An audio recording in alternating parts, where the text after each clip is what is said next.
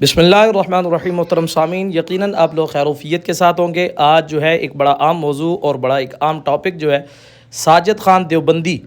اور نام نہاد نقشبندی جو ہے اس نے مفتی اہل سنت مناظرے اہل سنت مفتی راشد محمود رضوی صاحب کو ایک نام نہاد چیلنج کیا تھا مناظرے کا۔ لیکن خوشی کی بات یہ ہے کہ جب شیر اہل سنت نے اس مناظرے کو ایکسیپٹ کیا، چیلنج کو قبول کیا، تو یہ دھوکے باز اور کذاب جو ہے یہ اپنے چیلنج سے فرار ہو گیا اور اب ویڈیو بنا کر یہ رائے فرار کے بہانے جو ہے وہ تراش رہا ہے۔ اور جب پہلے کہتا تھا جی میرے ساتھ مناظرہ کرو، تم میں سے کوئی آ ہی نہیں سکتا، تو راشد رضوی صاحب نے کہا پتر میں تے آ گیا ہوں، چل تو بھی میدان میں آ جا۔ تو جب راشد رضوی صاحب نے مناظرے کا چیلنج ایکسیپٹ کیا اور کہا جی آن لائن مناظرہ کرو میرے ساتھ، تو اب جو ریسنٹلی اس کا بیان آیا اور ویڈیو کے اوپر ویڈیو بنا رہا ہے اور چیختا ہے چلاتا ہے اور کبھی کیا بہانے پہ تراشتا ہے، کبھی کیا بہانے کرتا ہے اور کہتا ہے جی یہ آن لائن مناظرہ کیا ہوتا ہے، اور تمہیں نہیں پتہ آن لائن مناظرہ کیا ہوتا ہے۔ اور معزز سامعین، میں یہاں پر آپ کو آج انشاءاللہ ایک جلیل صاحب کے شاگرد کا مفتی محمد عرفان جلالی صاحب جو ہیں ان کا ایک بڑا خوبصورت کلپ جو ہے وہ آپ کے سامنے بھی رکھنا چاہوں گا ویڈیو کے اینڈ میں، تاکہ اس کا جو اصل چہرہ ہے ساجد دیوبندی کا یہ بھی آپ کے سامنے ہو جائے،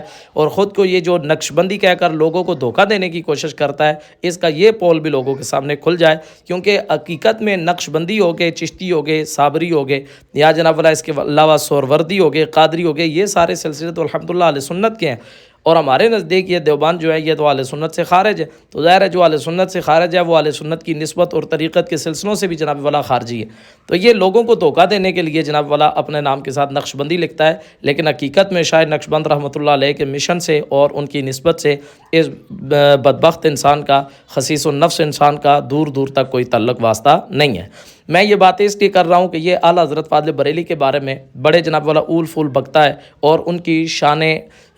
بلند کے حوالے سے یہ بڑے جناب والا نازیبہ جملے کستا ہے۔ میں تو یہی کہوں گا کہ اگر چاند جو ہے یا سورج جو ہے اس کو دیکھ کر چاندنی میں یا دن میں کوئی کتا بھونکتا ہے تو کتا بھونکتا ہی رہتا ہے، چاند کی روشنی میں کوئی فرق نہیں پڑتا، مان نہیں ہوتی وہ، اور اسی طرح سورج کی روشنی کے اندر بھی کوئی فرق نہیں پڑتا۔ باقی رہ گئی اس کے علمی دم خم کی بات، تو علمی دم خم اس کے اندر اتنا ہے ہی نہیں، ہوتا تو یہ کم از کم آن لائن مناظرے کے لیے تیار ہو جاتا، اور پہلے بڑھ بڑھ کر رہا تھا جی میں مناظرہ کروں گا، یہ کروں گا، وہ کروں گا، لیکن اب جب انہوں نے چیلنج قبول کیا اور کہا بچے آ جا میدان کے اندر آ اور مناظرہ قبول کر، تو اب یہ کیا کہہ رہا ہے جناب، ادھر ادھر کے بہانے تراشنے لگ گیا اور کہتا ہے یہ آن لائن مناظرہ کیا ہوتا ہے۔ تو میں یہاں پر آپ کے سامنے یہ بات بتانا چاہتا ہوں کہ ساجد دیوبندی، تو جناب والا لوگوں کے سامنے تو بڑی بڑھ بڑھ کرتا تھا، اب تو کہتا ہے آن لائن مناظرہ کیا ہوتا ہے۔ اگر تو بند کمرے میں مناظرہ کرتا، 10 بندے تیرے ہوتے، 10 بندے ادھر ہوتے، اور تیرا ویڈیو کلپ ہوتا، تو وہ جناب والا درمیان سے کٹ کٹ کر کے بعد میں سوشل میڈیا پہ پروپیگنڈا کرتا اور ساری دیوبندیت کا ناک کٹواتا۔ تو ابھی تیرے لیے بہتری ہو گئی ہے کہ آن لائن مناظرہ ہوگا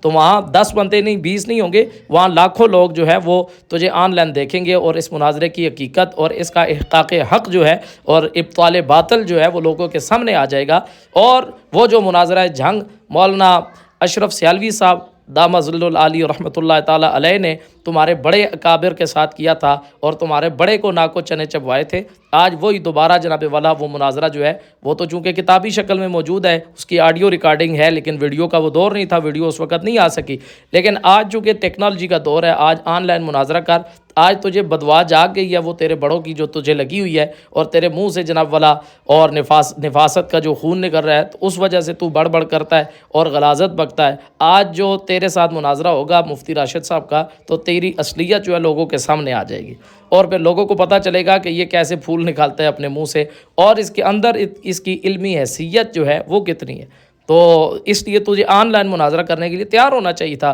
بجائے تو ادھر ادھر کے ہیلے بہانے تراش رہا ہے اور پھر اصل موضوع تے تو فرار ہونے کی کوشش کر رہا ہے۔ اپنے اکابرین کی کفریہ عبارات تھے، پہلے تو نے کہا چیلنج اس پہ کرتا ہوں، پھر تو کہہ رہا ہے اعلیٰ حضرت فاضل بریلی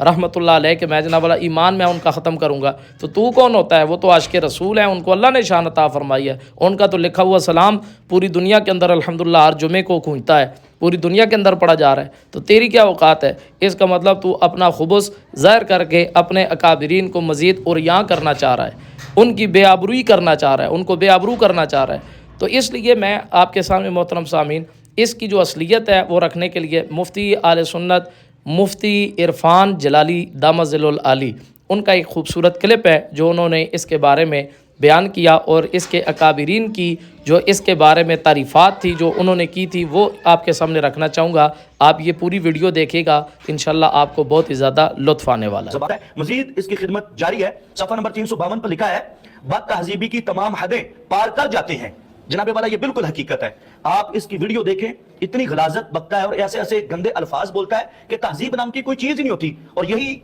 علماء جو بند رو رہے ہیں کہ یہ بندہ بد تہذیبی کی تمام حدیں پار کر جاتا ہے. اور پھر اسی صفحہ کے حاشیے میں جو اس کی خدمت میں القاب نقل کیے گئے ہیں وہ ذرا غور سے سماعت فرمائیے گا. لکھا ہے کانا قاذبا خادیا سارقا عاصیا فاسقا لعل اللہ ولد من ماء ہوا لغیر ابیہ یقال له فی البشت. یہ بندہ کذاب بھی ہے, یہ بندہ دھوکے باز بھی ہے, یہ بندہ چور ڈاکو بھی ہے, یہ بندہ گنہگار عاصی بھی ہے, یہ فاسق بھی ہے. اور اگلا جملہ جو ہے نا لعل اللہ ولد من ماء ہوا لغیر ابیہ, یہ اس نطفے سے پیدا ہوا ہے جو نطفہ اس کے باپ کا ہی نہیں ہے. اب ہم اس بارے میں کچھ نہیں کہہ سکتے, ہم نہیں کہہ رہے, حوالہ دے رہے ہیں, لکھا علماء دیوبند نے ہے. تو جس کی اپنے مسلک میں یہ اوقات اور حیثیت ہو کہ وہ کہیں کہ یہ تو حلال زادہ ہی نہیں ہے,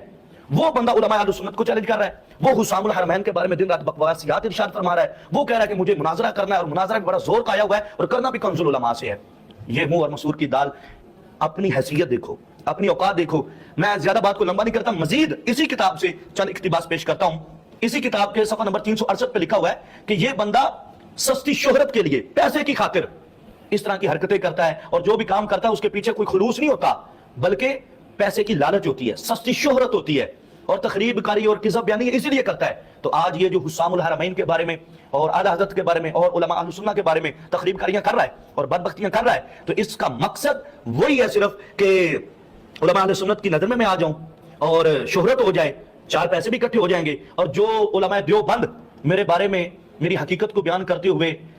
ولد غیر کہتے ہیں, تو اس حساب سے میرا ذرا کام بھی ٹھیک ہو جائے اور میرا نام بھی بن جائے. تو اپنے یہ سارے مقاصد فاسدہ کے تحت یہ سارے کام کرتا ہے, اور یہ علماء دیوبند نے لکھا ہوا ہے. مزید اسی کتاب میں لکھا ہوا ہے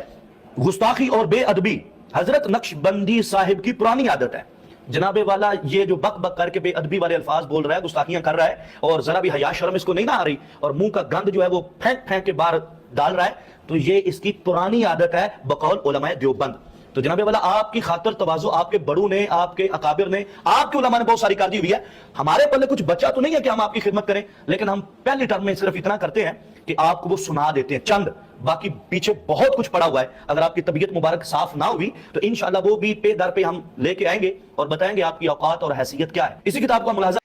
جی محترم سامعین, ایک نئی ویڈیو میں دوبارہ آپ سے ملاقات ہوگی, تب تک کے لیے اجازت دیجیے گا. اللہ حافظ. السلام علیکم ورحمۃ اللہ وبرکاتہ.